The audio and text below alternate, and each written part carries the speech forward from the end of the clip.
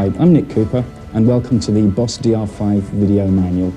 Okay, the purpose of this video is to show you everything you need to know about getting up and running with the DR-5. As you will notice, the video is actually shot in sections, each section relating to a specific operation of the unit. Okay, so if at any time you want to stop the tape and go over something we've been talking about, or even try things out for yourself, I think that would be a great idea. Now, some of you may have used drum machines in the past.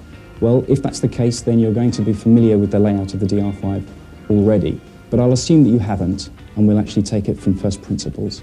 Okay, so first and foremost, we'll take a look at the actual layout of the unit. But I'm going to get rid of this before we begin.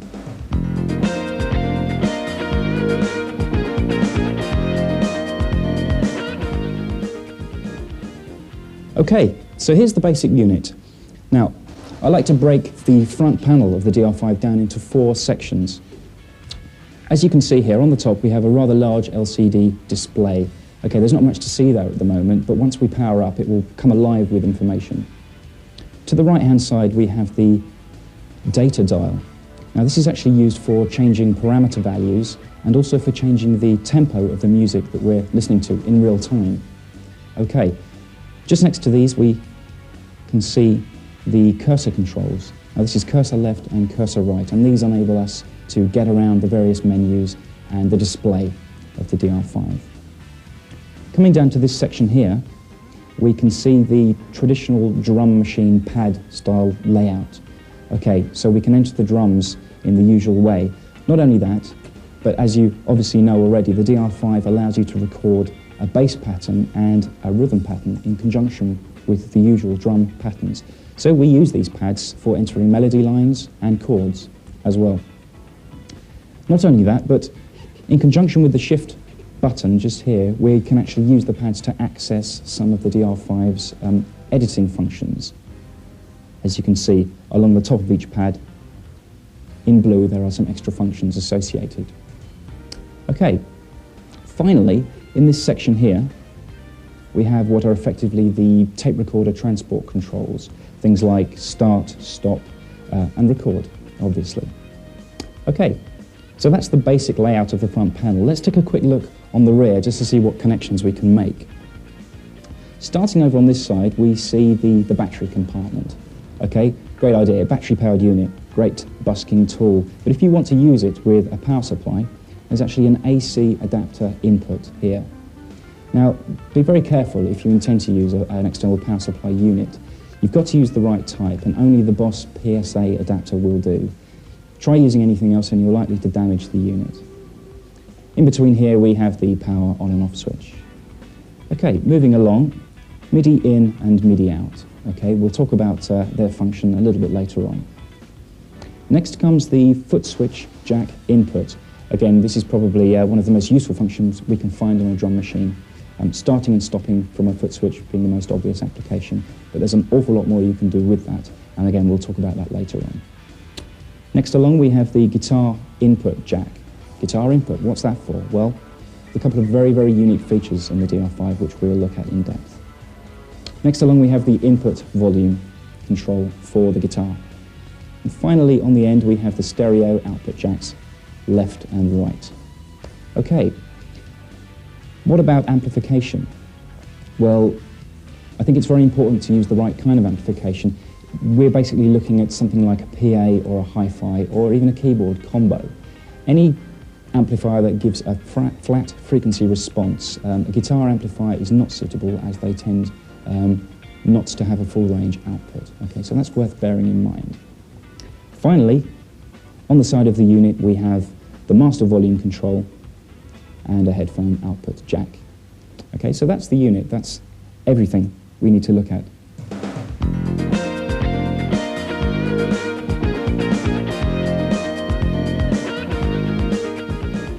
Okay, so now we know what all the buttons do and we know what the various connectors on the back are for.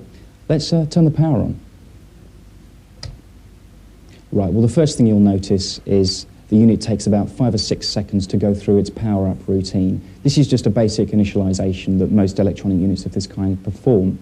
Now, one trick at this stage, before we do anything else, I think it's very, very useful to know how to initialize a product of this kind. This will ensure that everything is set back to where it was when you actually got the unit out of the box. Now the way you do this on the DR-5 is to turn the power off again, hold down the two fret buttons as you see there on the bottom of the unit, hold them both down together while turning the power on. And you can see straight away that the LCD display shows system init, so it's asking me whether I want to initialize the system. Now, I'm not going to hit the enter button because I've actually got some work in here that I want to keep. So here's a word of caution. The system initialization procedure will erase any user work that's in the unit. Okay, so bear that in mind. I'm actually going to hit the exit button now, and it'll run straight back through to its power-up routine. And brings me straight into song mode. Okay, so song mode is the first mode we enter after power-up. Just a quick word about modes. You can see along the top row of the pads on the DR-5, we have song, pattern, pad, MIDI, and utilities, basically. I can access these different modes by holding down the Shift Erase button, then pressing the relevant pad. So, okay, we're in song mode, and I know we're in song mode because at the top of the display here we see, in the mode window, song is actually printed. If I was to change to pattern mode, you can see that the display actually changes to pattern. Let's go back to song mode. Using the data dial, we can rotate and select one of 20 songs. Now at the moment in my machine, there is only one song, and that's number 20, and that happens to be the demo song. So select the demo song using the dial, and you should see the name Circus appear in the display. Now that's actually the name of the song. And we're ready to have a listen to the demonstration. Take some time to listen to this because it's a good way to hear the quality of the sounds, and if you fancy it, you can actually skip to various parts within the song using these two buttons down here, forward and backward. If you watch the display as I hit these buttons, you can see that the numbers up here are changing. Now this represents the part, if you like, of the song, and each part consists of a different pattern and various other bits of information that we're going to look into later. So try starting the song.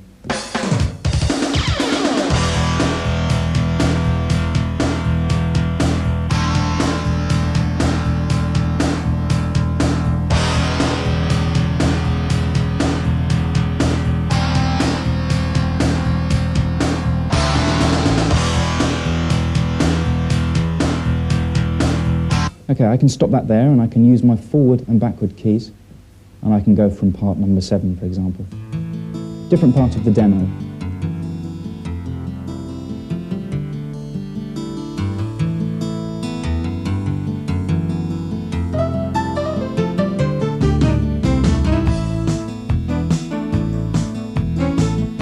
Okay, so that's the demo tune.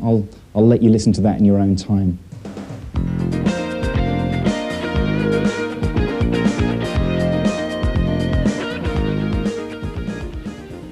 Okay, so much for the ROM demonstration.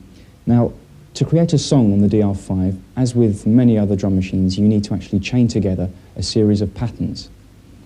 Now, the DR-5 gives you 200 factory preset patterns, as well as 200 memories for your own patterns. So let's first go into pattern mode and have a listen to some of the presets that Boss have given us.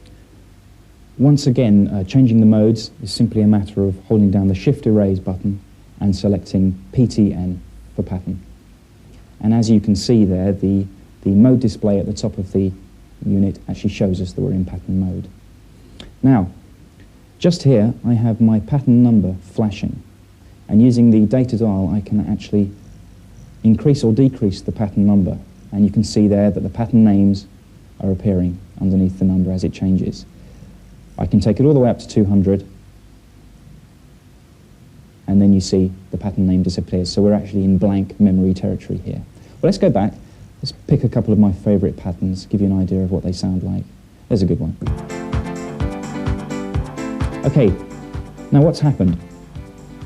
The pattern number itself has stopped flashing, which shows that we're actually playing pattern number 92. But over here, we have another number which is flashing now. Just above this number, you may be able to see next pattern. What this is telling me is basically I can select the next pattern that's going to be played. Using the alpha dial, for example, scroll to pattern 93. This is still flashing, but what it means is that when the previous pattern has come to an end, it will then move on swiftly to the next pattern number. So this is great. It allows for seamless joins and logical joins. So that's how you listen to the 200 factory preset patterns. Now you'll notice that all of the patterns tend to play at the same tempo. Well, there is a global tempo control when in this mode. Now the tempo of the pattern is actually shown in the bottom left-hand corner of the display here. Tempo 128. Now if you want to change the tempo, simply a matter of holding down the tempo button over here.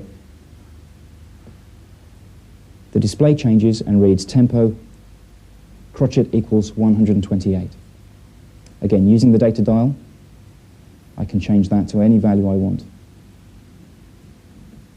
Hit exit and I'll go back to the name of the pattern. Hit start and we have the same pattern playing at a different tempo. Okay, so moving on. Now you may have noticed while I was scrolling through the various patterns that they tend to be grouped. Let me show you what I mean. Here is pattern 88 and the name is house 11. Go to 89, house 12, house 13 and house 14. Well, what this means is that there is an original pattern, house 11, and the three patterns that come afterwards are related to the original. Now you can actually access these variation patterns by using the forward and backward buttons here. You see written underneath the buttons are actually FTO and FTV. FTO stands for fill to original, FTV stands for fill to variation. So let's just set pattern 88 running and I'll show you exactly what they do.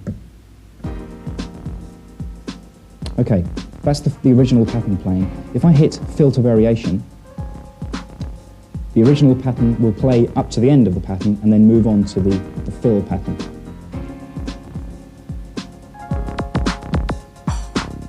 Which it does now.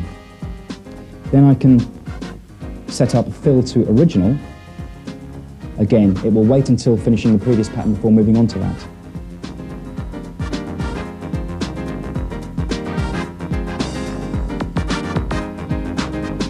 Which it does now.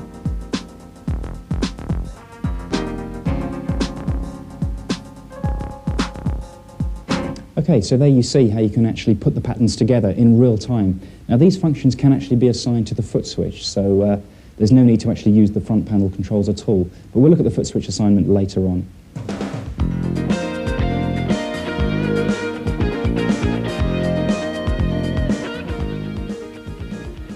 Now you may feel when listening to the patterns that you want to break them down and actually hear the individual instruments playing on their own. Well, there's a facility called mute, which allows you to do exactly this.